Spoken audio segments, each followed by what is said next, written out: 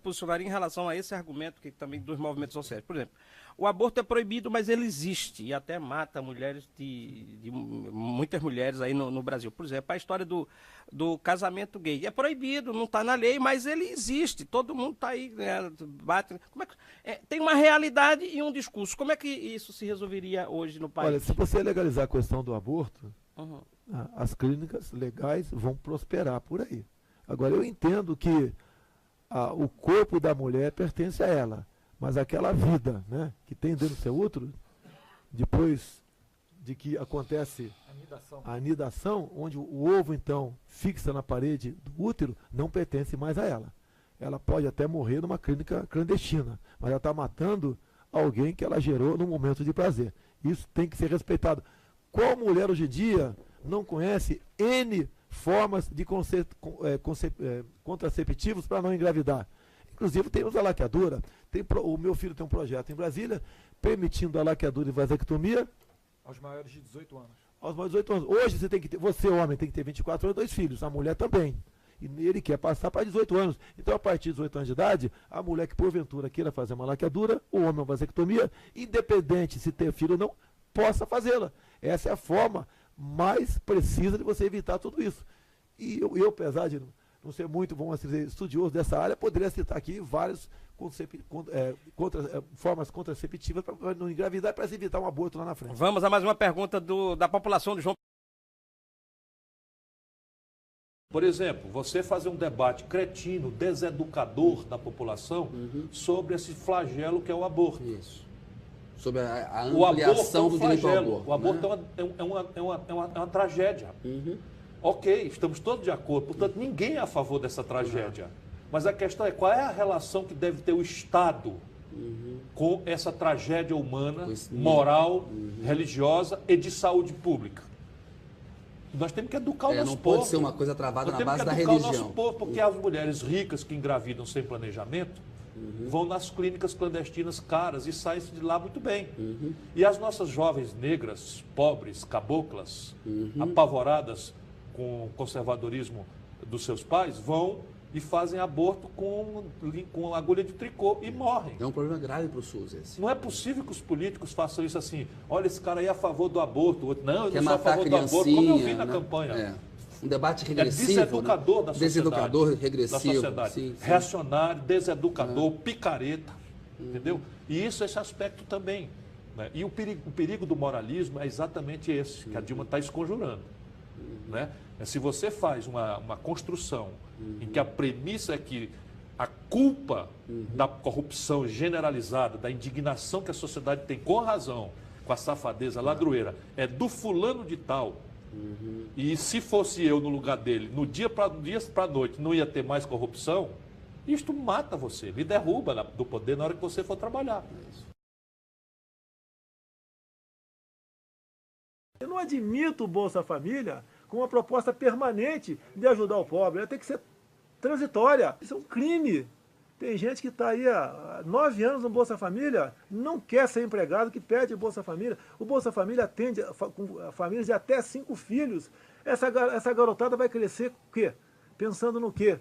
Bolsa Família também. Você vê meninas no Nordeste, bate a mão na barriga grávida e fala o seguinte, que tem também o auxílio natalidade, esse aqui vai ser uma geladeira.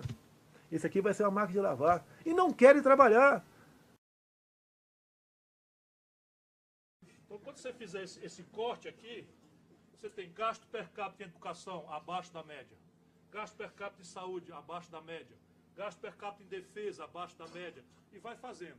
Onde é que você vai encontrar no Brasil 2 gastos, um próximo da curva, mas já fora, e outro longe da curva, quando não cabe nem no gráfico? Esse daqui é Previdência, 70 bilhões de reais, e este fora do quadro, que fura o teto, 580 bilhões de reais de juro. Se você somar o que tem que rolar de principal, que nós não temos dinheiro para fazer, dá 1 trilhão com T de tapioca. E 200 bi. Então, vamos botar em perspectiva, se eu servir ao Brasil, vamos pôr em perspectiva tudo. Tudo mesmo. Não vai ficar uma receita sem ser criticada, não vai ficar uma despesa sem ser criticada. Generosa e aberta e transparentemente. E aí vai ficando evidente, sabe? Se você botar luz, todo mundo vai ver.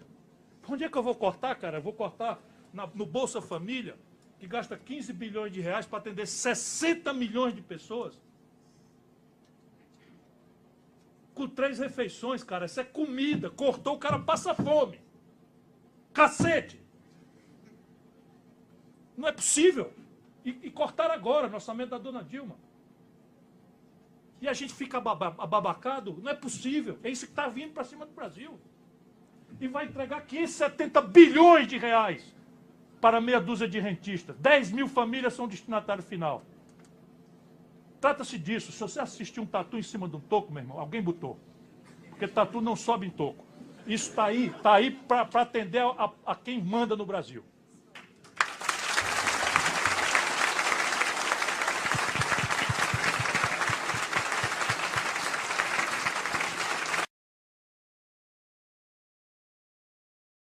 Surfar na onda, não é? Como está acontecendo nesse exato momento no Brasil. Se fala em desvio de dinheiro, roubo, enfim, corrupção, e todo aquele que porventura venha a bater, a ser contra a corrupção, vai fazer barulho, não é? Eu acho que tem coisas mais palpáveis num Brasil tão grandioso chamado Brasil, num país tão grandioso chamado Brasil, que deveríamos debater, E eu lhe pergunto, não é? Se estamos em crise, qual a política econômica que deveríamos adotar? O senhor que tem esse anseio de ser candidato a presidente, creio que será candidato à presidência da República. Então, eu queria ouvir, não barulho, homossexualismo, racismo, perseguição, eu queria ouvir o deputado Bolsonaro falando sobre a crise econômica do Brasil e quais as saídas. Quem faz a pauta aqui são vocês. Alguns têm uma paixão pela questão LGBT e ficam perguntando isso o tempo todo para mim. Não é o caso do Guilherme, não. Há 5 anos, 12 países, entre eles a primeira e a terceira economia do mundo, Estados Unidos e Japão, costuraram o Tratado do Pacífico. O Brasil ficou fora mais uma vez. O Brasil está amarrado ao Mercosul. O Brasil fez miséria para que a Venezuela também entrasse no Mercosul, inclusive criando um problema diplomático com o Paraguai, que agora vai começar a não mais vender o excedente da energia de Itaipu para nós, vai usar talvez na produção de alumínio em seu país. A economia nossa não pode continuar sendo voltada apenas para o Mercosul ou para o viés ideológico. Nós temos que abrir para o comércio do mundo todo. Na questão da economia também, o Estado tem que ser menos paternalista, tem que dar mais liberdade para o empresariado poder investir, dar garantia para tal. Não ficar assinando acordos, como por exemplo, que eu acabei de falar aqui, de importação de bananas com o Equador diretamente para o CEAGESP em São Paulo, que acaba prejudicando a produção de banana no Nordeste também. Porque junto com isso, já que o controle fitossanitário é feito pelo país de origem, nós podemos estar importando também, a exemplo daqueles refugiados, né, importando a cigatoca negra e o moco da banana. Então, um país que se fecha no seu mercado para o viés ideológico, a consequência é isso que está aí. E para você reabrir esses mercados, que sejam por melhor acordo possível, você leva no mínimo a 3, 4 anos para você poder respirar nessa área. Enquanto nós não mudarmos essa política em nosso país, enquanto nós nos aproximarmos verdadeiramente da Europa, da América do Norte e da Ásia, e abandonarmos aqui o Mercosul, você pode até fazer negócio. Nós não podemos deixar de continuar importando o gás da Bolívia. Há interesse para eles. Você não pode continuar fazendo muito negócio aqui na América do Sul, mas não dessa forma. Se desprender, né? Você tem que desprender. Você, para fazer um negócio qualquer com qualquer outro país, você tem que pedir bênção ao Mercosul. Geralmente a nossa política vai para o espaço. Então você tem que botar gente com a mente aberta, que vá para um estado mínimo e busque negócio com quem tem tecnologia e quem tem... Eu chamo só a atenção, mais um pouco, Alex, para uma questão bem didática. Eu gosto muito de ser didático. O que acontece? Vamos fazer um comparativo aqui, né? A crise é enorme e tal, enfim. O Brasil é um país que inventou a tecnologia flex, carros que consomem álcool e gasolina. Eu não sei se o senhor... Período militar aí, por coincidência. Eu falaria meia hora sobre a realização do período militar. E você não tem um minuto para falar do Sarney para cá que foi feito no Brasil. Aí vejamos, é uma coisa notória aqui, ser bem de dado para você que está em casa, que você que nos acompanha aqui na TV Master, e que reflete. Não é? A gasolina está tendo reajustes. É claro, porque antes era subsidiada e agora não, largou-se de mão. E o álcool, que tem um incentivo fiscal, toda vez que a gasolina sobe, o etanol também sofre reajuste. E uma coisa tão pequena que ninguém consegue enxergar isso diante de uma sociedade tão grandiosa que está passando por perrengues, que eu acho que isso merece uma atenção, um olhar, além de qualquer outra polêmica que venha acontecer nesse país. Quem decide o futuro de um país é quem está sentado na cadeira presidencial. Um presidente não pode tudo, mas pode muito. O barril do petróleo, há 1 ano e meio, estava $130. Hoje está 45 e continua sendo reajustado. Nós pagamos, a título de rolagem da dívida nossa, por dia, mais de R$1 bilhão. Se nós temos 200 milhões de habitantes, arredondando, cada um de nós aqui que está nos ouvindo, deve por dia, para a rolagem da dívida, para o agiota, R$5, R$150 por mês. Com toda certeza, nós aqui pagamos muito mais, porque tem muita gente que, infelizmente, não consegue nada produzir. Até vive de projetos do governo. Então, a conta é muito alta para nós. Nós temos que buscar uma maneira de negociar essa dívida nossa. Não é calote, não é isso, é negociar.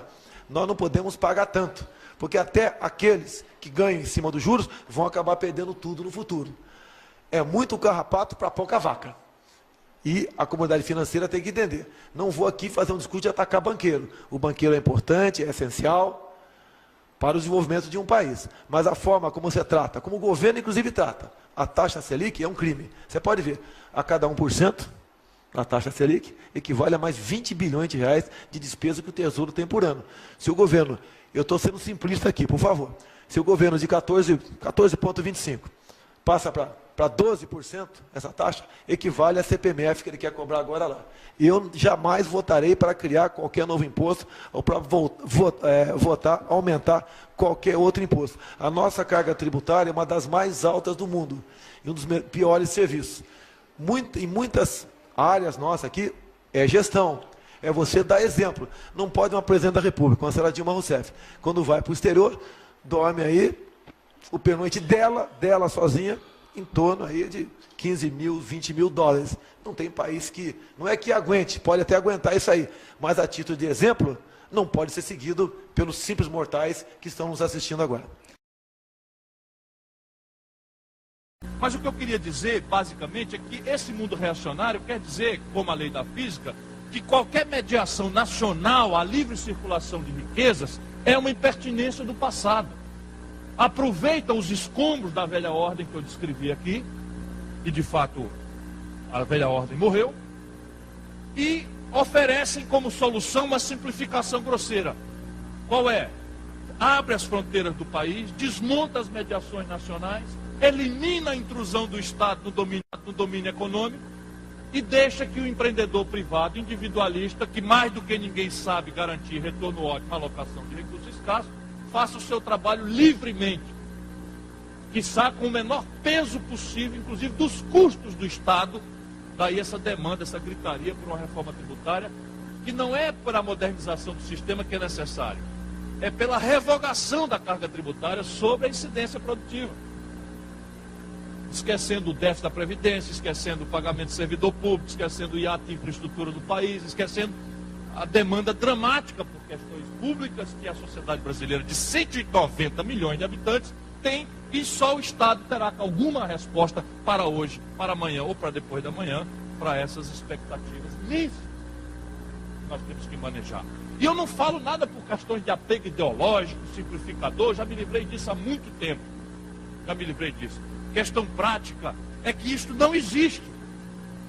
Esta ideia de uma economia política neoliberal não existe. Se quiserem ver essa caricatura, leiam os jornais de hoje, o debate no Congresso norte-americano, que é de rir muito, porque eu dei boas risadas hoje na madrugada, lendo a internet e jornais dos Estados Unidos, lá está um protesto dos congressistas norte-americanos, porque a Embev, a nossa fábrica de cerveja, deu-se de comprar, acho que a Budweiser, que é uma grande marca de cerveja americana.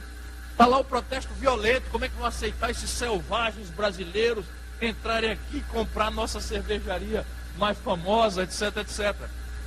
Ou, quem quiser ler a crônica que o aço plano brasileiro sofre recentemente com o governo Bush, ultraconservador na retórica, faz uma restrição alfandegária à importação de aços planos brasileiros, porque o Brasil é o aço plano mais competitivo do planeta. E a siderurgia norte-americana é uma siderurgia antiga, defasada, longe do litoral.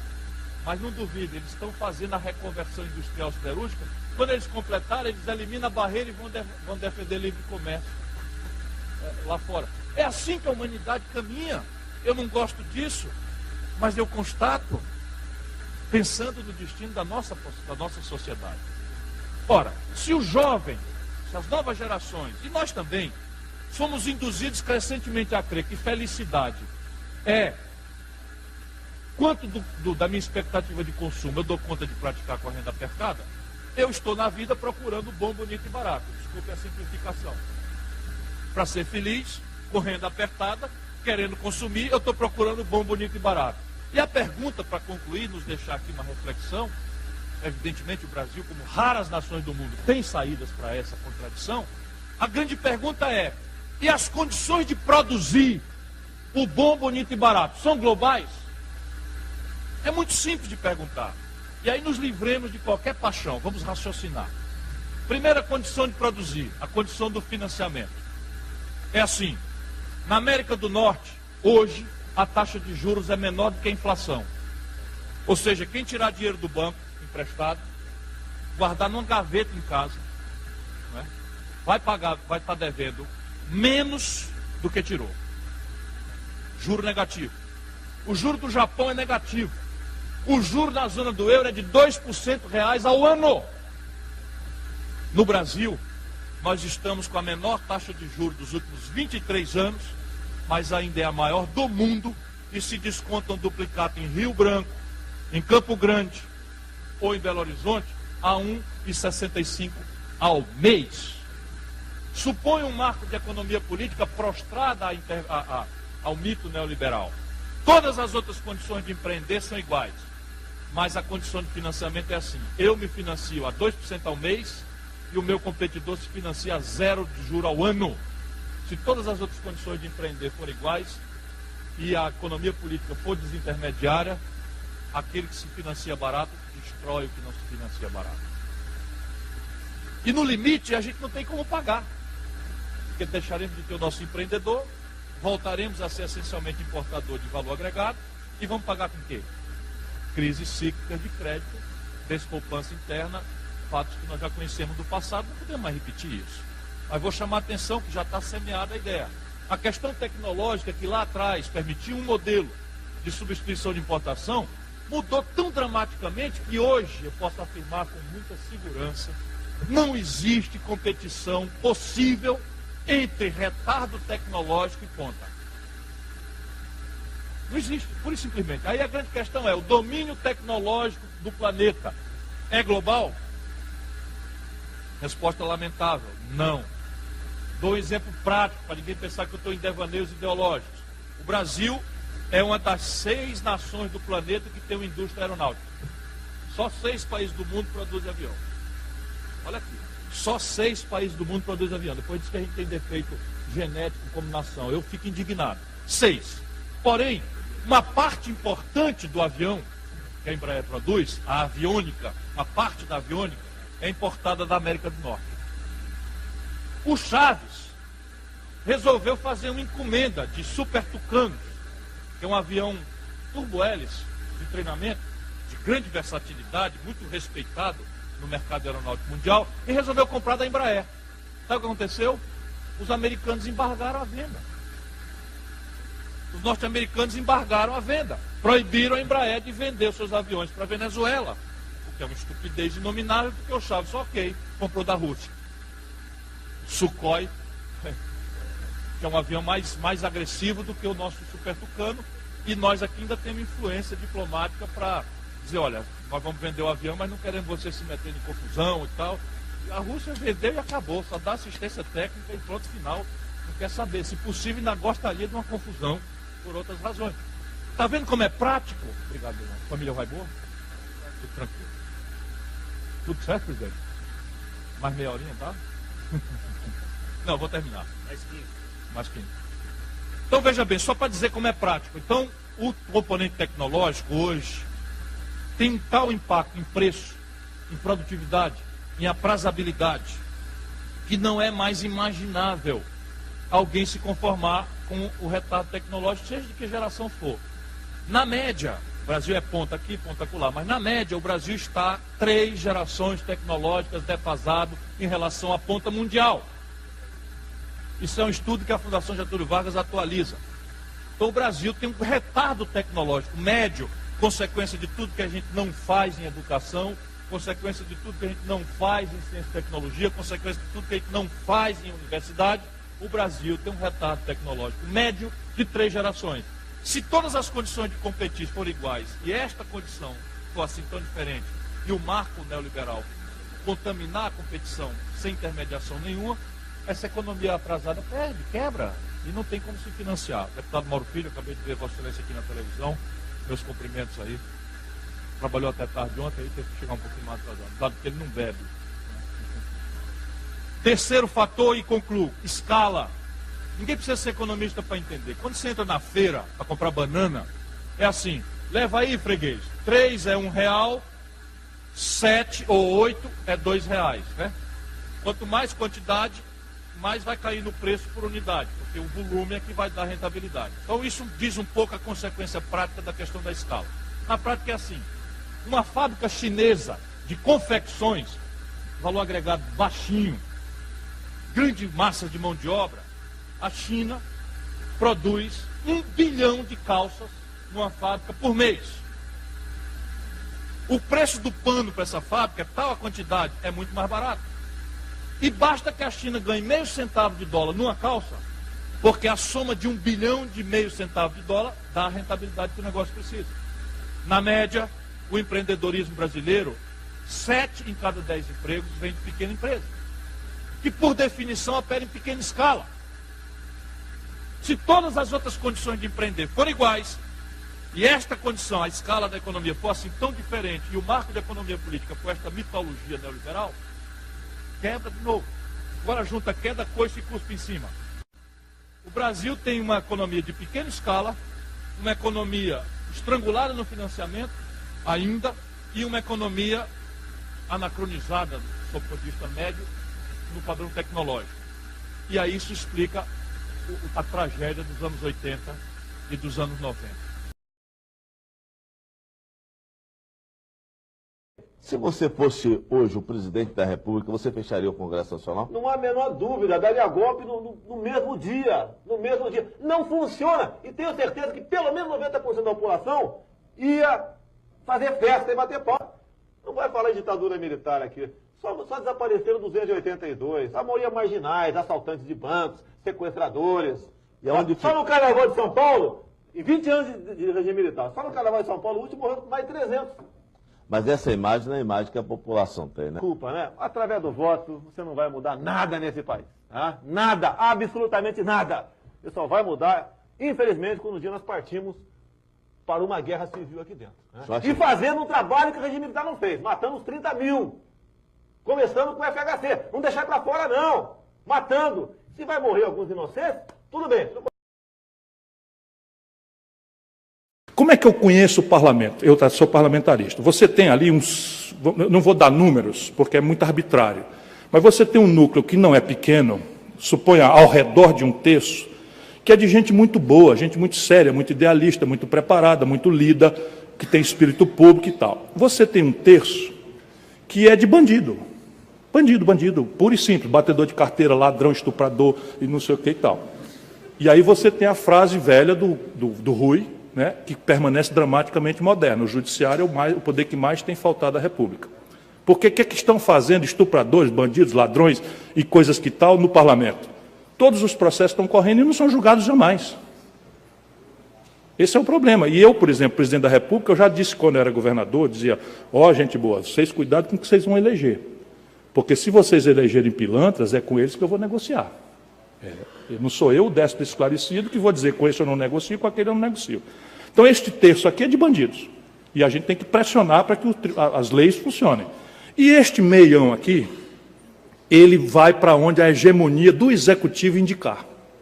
Se a linguagem for decente, houver limites, ele encosta para cá, para o lado dos melhores. Creia nisso. Nesse dia de glória para o povo brasileiro, tem um nome que entrará para a história nessa data, pela forma como conduziu os trabalhos da casa. Parabéns, presidente Eduardo Cunha. O Cunha, como é que você avalia a atual situação do presidente? Complicadíssimo, lamento, votei nele. Continuaria votando? Entre ele e um petista qualquer, votaria. Mesmo entre ele e um petista qualquer, votaria nele, votaria no Fernandinho. Entre um petista que eu votaria no Fernandinho, votaria no Fernandinho Beiramar. Porque eu sei que esse petista aqui, que vai ser colocado, vai estar alinhado com o Planalto.